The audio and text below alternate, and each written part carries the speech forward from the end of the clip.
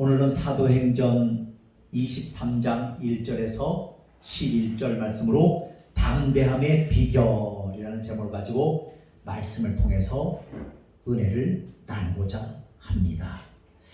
오늘은 사도 바울이 복음을 전하다가 유대인들에게 어떻게 됐어요? 핍박을 당하고 또 어려움을 당하는 그런 장면을 볼 수가 있어요. 우리는 사도 바울 하면 예수님 다음으로 가장 전도를 많이 했던 귀한 사도인 것을 볼 수가 있습니다. 근데 우리는 오늘 여기서 알 수 있는 것은 담대함의 비결이라는 제목을 가지고 말씀을 드렸는데, 오늘은 사도 바울에 대한 유대인들의 소송을 해결하라고 천부장은 공회를 모으고 사도 바울을 데리고 가는 장면이에요. 왜? 유대인들이 사도 바울을 죽이려고 하기 때문에. 그러면 왜 유대인들이 사도 바울을 죽이려고 할까요? 사도 바울이 지난날 사울이었을 때, 세상에 있을 때 그는 뭐요? 가마리알의 문하생이고 또 로마의 시민권자입니다. 그러다 보니까 얼마나 그 권세가 대단했겠어요. 우리로 말하면 똑똑한 사람이에요. 많이 배운 사람이에요. 학문이 깊은 사람이에요. 그가 유대인들의 편에 서가지고 율법을 가지고 많은 사람들을 죽이고 살리는 역할을 했다는 것입니다. 그가 예수님을 만나기 전에는 어떻게 해요? 그 다메섹 도상에서 뭐를 가지고 왔어요? 공문을 가지고 가는 중에 다메섹 도상에서 예수님께서 빛을 비추어서 어떻게 해요? 사도 바울을 만나 주셨습니다. 그러면서 그가 이제 뭐요? 그 공문 안에는 뭐가 들었습니까? 예수 믿는 사람들을 다 잡아서 옥에 집어넣고 죽이려는 그런 공문이었습니다. 그런데 예수님께서 사도 바울을 만나 주셨어요. 그래서 너무 강한 빛이 비치니까 사도 바울이 니십니까? 누구신데 나한테 이러십니까? 그러니까 뭐라고 그래요? 예수님이 나는 내가 핍박하는 예수라고 말씀하고 있어요. 그러니까 사도 바울이 아니 내가 뭘 잘못했게 나한테 이러시는 겁니까? 하고 계속 반문합니다. 그때 뭐라 그래요? 주님께서 말씀하셔요. 너를 이방인의 사도로 세우시고 그 다음에 뭐를 해요? 세계 만방의 주의 복음을 전하기 위해서 택한 나의 뭐라 그래요? 그릇이라고 말씀하고 있습니다. 그러니 얼마나 핍박을 받고 죽을 고비를 많이 넘기고 40의 감한매를 몇 번이나 맞고 태장으로 맞아 죽을 뻔도 하였고 바다에서 배가 파산하여 죽을 이 길을 넘기고 했던 사도 바울을 기억합니다. 그 자리에서 사도 바울은 아주 담대하게 자신의 사역을 변호합니다. 회심 이후 지금까지 많은 고난과 시련을 넘어온 바울은 지금 공회에서 담대히 자신의 사역을 변호합니다. 그의 모습에는 사람과 환경을 뛰어넘는 자신감과 담대함이 있었습니다. 그럼 담대함이 어디서 나오는 것입니까? 첫 번째 보니까 확신 있는 신앙에서 나온다는 것입니다. 우리는 신앙생활은 확신이 있어야 돼요. 그냥 종교생활로 의무적으로 이게 아니라 주님이 살아계시고 십자가에서 나의 죄와 허물 때문에 피 흘려 주셨고 그분은 지금도 나와 함께 하시고 내 마음에 오셔서 자정하셔서 성전을 삼고 계신다. 그래서 그분을 믿으면 그분께서 나의 모든 문제를 알고 계시고 나의 처지와 형편을 알고 계신다. 이런 것을 우리는 믿는 확실한 신앙관이 정립되어야 될 줄로 믿습니다. 이 신앙관이 정립돼야만 주님을 믿을 수가 있잖아요. 그냥 뭐 일요일 됐으니까 교회 나와서 의무적으로 이게 아니라 정말 내가 그분을 만나고 싶고 뵙고 싶고. 우리는 기도할 제목이 너무 많잖아요. 아버지 이런 것은 이래서 안 되고 저런 건 저러지 안 되지 않습니까? 우리 힘은 부족하지만 주님은 살아계시고 전지전능하신 주님인 것을 믿습니다. 하고 기도할 때 하나님께서는 그 기도를 들어 응답해 주시는 줄로 믿습니다. 그래서 다메섹 도상에서 예수님을 만난 이후 사도 바울은 예수님께서 자신에게 주신 사명을 위해 열심히 담대히 일했다는 거예요. 그래서 우리 많은 그리스도인들이 세상에 대해서 진리를 외치고 사랑을 외치는데 왜 세상으로부터 외면을 당하고 많은 사람들로부터 질책을 받습니까? 그건 뭐가 없어서래요? 담대한 신앙이 없는 거예요. 예를 들면 우리는 세상에 부르짖고 선포해야 됩니다. 선포라는 것이 뭡니까? 예수 그리스도만이 진리고 그분만이 구원자고 그분만이 메시아고 그분을 믿을 때 우리는 천국에 갈 수 있고 그분을 믿지 않으면 우리는 죄 사하며 은총을 누릴 수가 없고 천국에 갈 수도 없다. 이런 것을 전하는 것입니다. 그런데 지금 이 시대는 어떤 시대예요? 진리를 얘기하면 너희들이나 시켜 믿으라 하면서 거부하는 시대예요. 그래서 마지막 시대에 하나님께서는 다니엘서에 말씀하고 있습니다.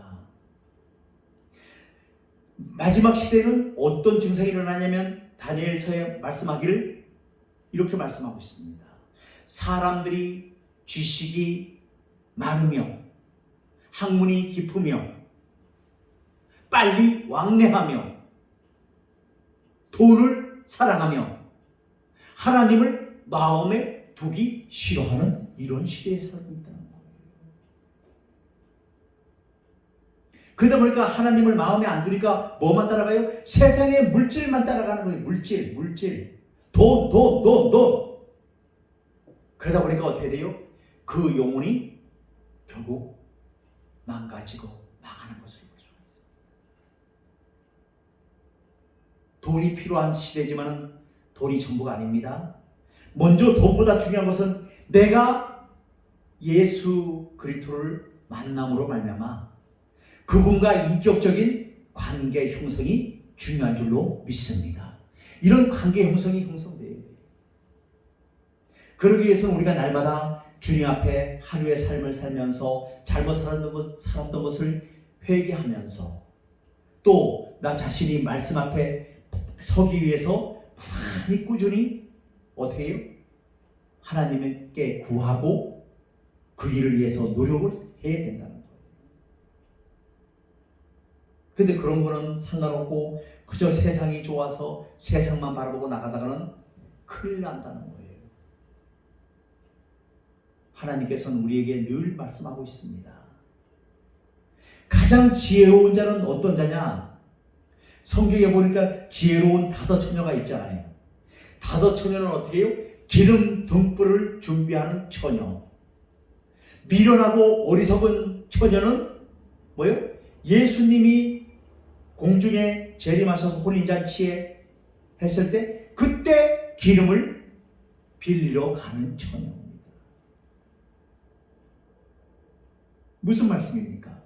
예수님이 오시기 전에 우리는 항상 기름 등불을 준비해야 되는데 그게 뭡니까? 기름 등불 준비한다는 것이 항상 깨어 있으면서 주님의 성령으로 충만하면서 날마다 기도하면서 날마다 말씀으로 승리하는 삶을 살아야 된다는 거예요.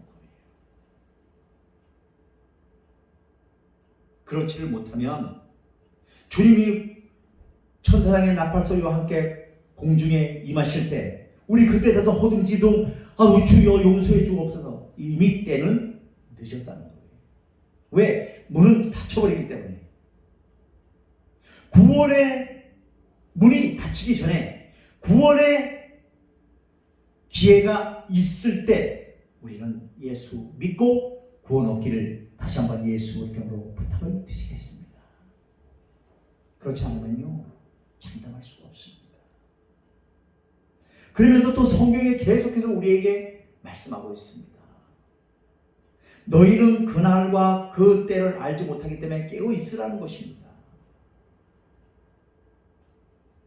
그래서 이스라엘 백성들이 하나님께서 모세를 통해서 430년간의 애굽의 종살이에서 출애굽을 시키시잖아요. 그래서 모세가 주님 앞에 묻습니까? 하나님을 어떻게 소개합니까? 그러니까 나는 스스로 있는 자니라 라고 말씀하고 있습니다.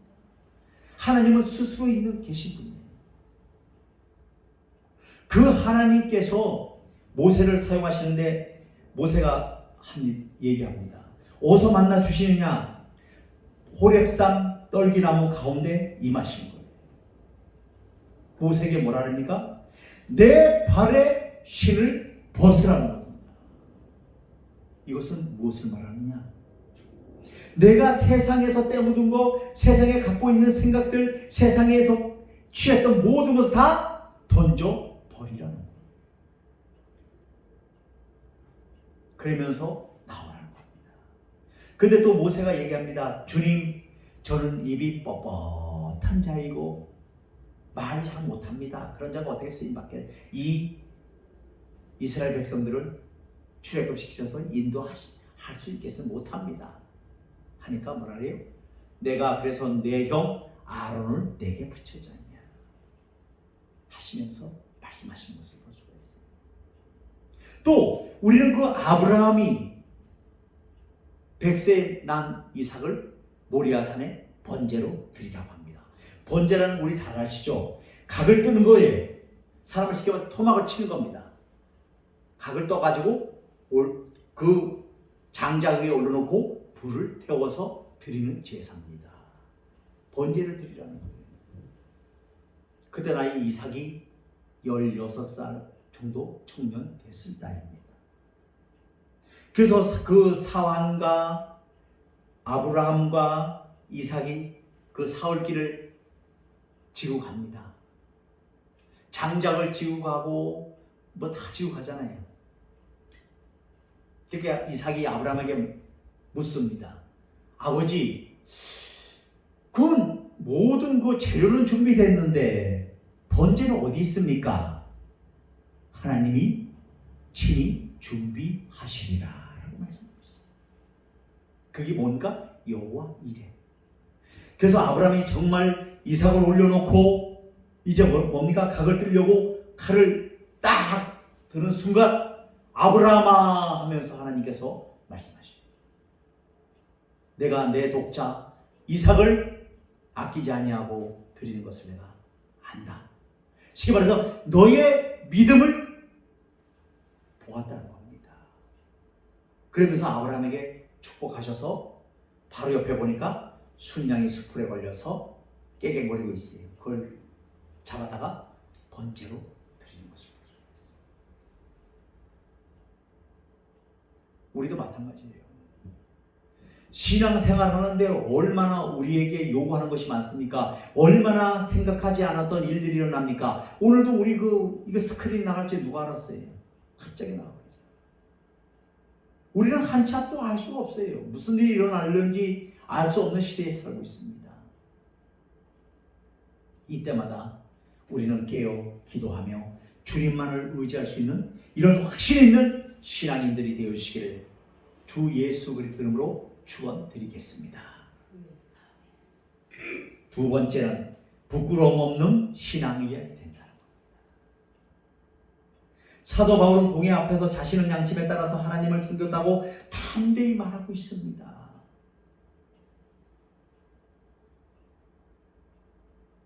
그런 양심에 따라서 부끄럽지 않는 신앙생활을 하고 있기에 지금 담대히 자신의 신앙과 사역을 변증하고 있다는 것입니다. 양심에 부끄러운 일을 한 사람은 담대할 수 없습니다. 어떤 상황에 처하더라도 양심에 부끄러울 것이 없는 신앙인만이 담대할 수 있습니다. 그래서 지금 그리스도인들이 담대해야 돼요. 세상을 겁을 내고 사람을 의식하고 하면 안 되는 거예요. 왜? 우리는 하나님의 자녀요, 구원받은 권세 있는 신앙이요, 축복의 자녀요, 하나님이 나와 함께 하시는 그런 능력의 자녀인 것을 믿으시기를 바라겠습니다. 나는 구원받은 능력의 권세 있는 신앙인이에요. 그래서 우리 자존감이 날마다 회복되어져야 돼요. 나는 하나님의 자녀라는 것을. 제가 핸디캡을 갖고 있다 보니까 지난날은 이 왼쪽 다리를 어떻게 하려고 그래요? 자꾸 숨기려고 해. 자꾸 포장을 하려고 그래. 돌출된 부분인데 자꾸 포장을 하려다 보니까 나도 자유롭지를 못하고 괜히 내가 사람들 앞에 이상한 얘기를 들으면 어떡할까? 저 사람들이 나를 어떻게 생각할까? 뭐 이런 생각들 때문에. 그런데 지금은 오히려 이 다리를 어떻게 해요? 자랑하는 것입니다. 나는 이걸 통해서 나의 연약함을 알았고 또 깨달았고 이 다리를 통해서 주님을 더욱더 열심히 섬기는 자가 되어 있습니다. 그리고 난 주님 안에서 평가를 누리고 천국의 기쁨을 누리는 목사가 되었습니다 하고 전하는 거예요. 그렇잖아요. 우리의 연약함을 이걸 하나님의 어떻게 해요? 담대함으로 바꿔가시기를 예수의 이름으로 부탁을 드리겠습니다. 우리의 연약함을 자꾸 감추려고 하면 안 돼요. 드러내고 그대로 인정하고, 하지만 나는 구원받았고 예수 믿고 구원 얻고 하나님의 은혜로 나는 이날까지 하나님의 병고침도 받고 복받은 자입니다 하고 담대히 선포하며 나가는 우리 모두가 되어주시기를 간절히 바라겠습니다.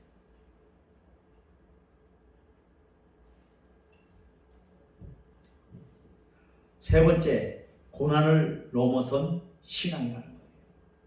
사도 바울에게는 예루살렘에서 온 일이나 지금 소송을 당하여 많은 사람들 앞에서 자신의 신앙을 변장하는 일이나 모두가 고통스러운 일이었습니다.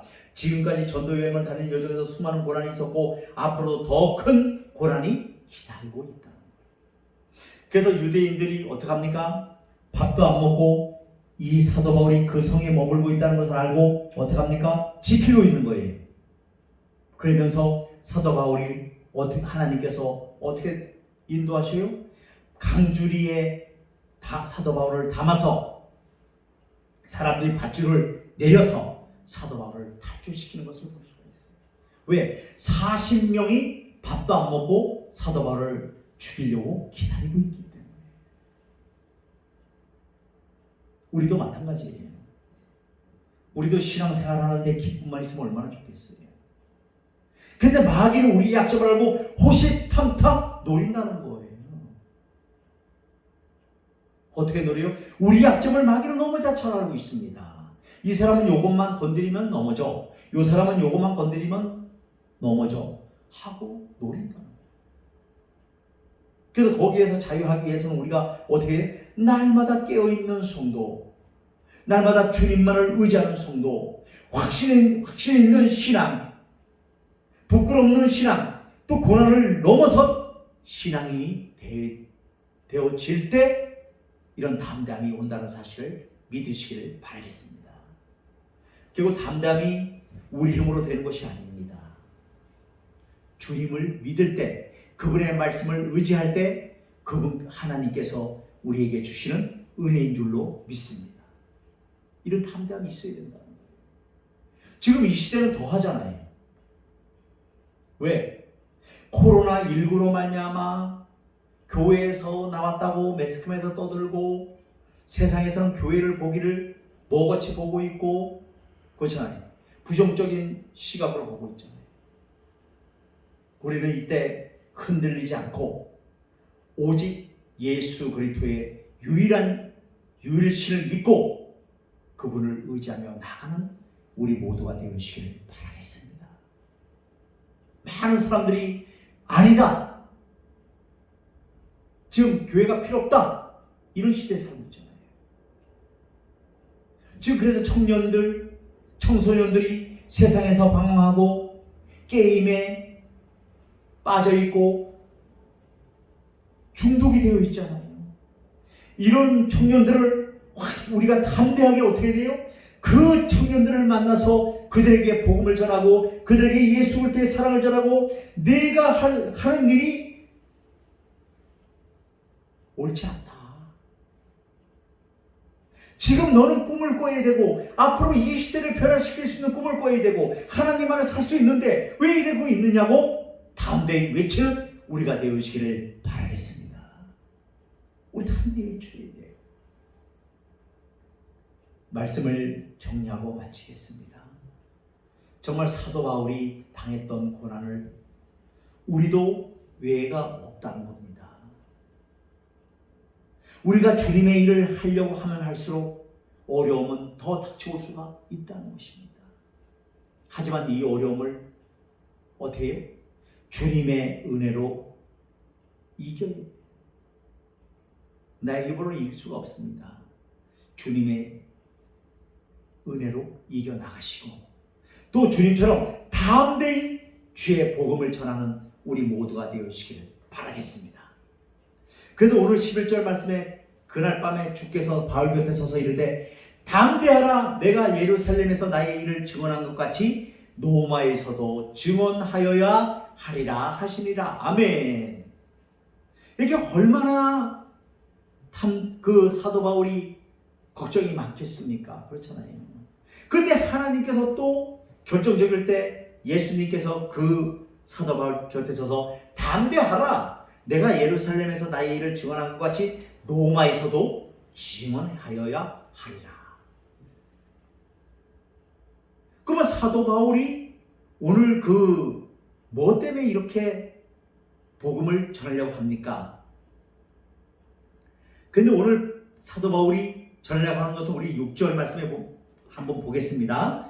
바울이 그중 일부는 사두개인이요 다른 일부는 바리새인인 줄 알고 공회에서 외치리되 여러분 형제들아, 나는 바리새인이요 또 바리새인의 아들이라. 죽은 자의 소망 곧 부활로 말미암아 내가 신문을 받노라. 아멘. 그래서 우리는 부활의 신앙으로 전진해 나가야 된다.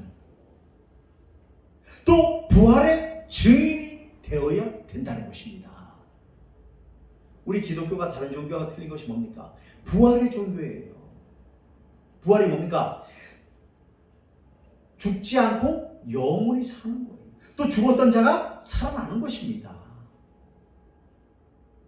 그 주님을 마귀는 십자가에서 못 박았잖아요. 그렇게 쾌재를 불렀어요. 아, 이젠 됐다, 우리가 이겼다 하고 했는데 그 무덤에 가보니까 주님은 승천하셨어요. 부활하셨습니다. 3일 만에 부활하셨잖아요. 우리도 주님처럼 부활할 수 있다는 사실을, 이 사실을 담대히 세상에 전하는 우리 모두가 되어지기를 바라겠습니다. 이 부활을 전해야 돼요. 그래서 우리가 그 부활절만 계란 먹고 뭐 이러는 것이 아니잖아요. 그게 상징적이잖아요. 그 주님이 부활하셨기 때문에 우리도 부활할 수 있다는 것입니다. 그래서 우리는 이 부활의 증인이 되어서 주님 앞에 영광 돌리며 그분 앞에 그분이 기뻐하시는 일을 감당할 수 있는 주안의 교회 모든 성도들이 되어지기를 예수 그리스도로 부탁을 드리겠습니다.